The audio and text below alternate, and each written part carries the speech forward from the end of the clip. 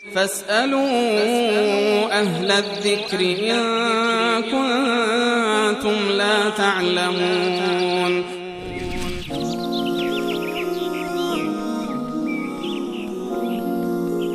از مهابات بیننده عزیزمون سوال کرده بودن کسی که مستقیما از قبر کمک بخواد مشرک است یا نه؟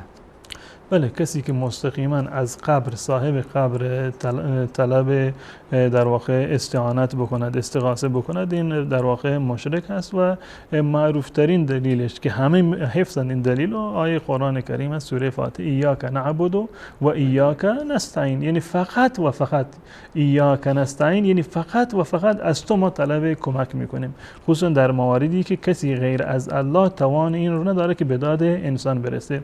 پس بنابراین استمداد از غیر الله، طلب کمک کردن از غیر الله را، مرده را یا کسی دیگر را به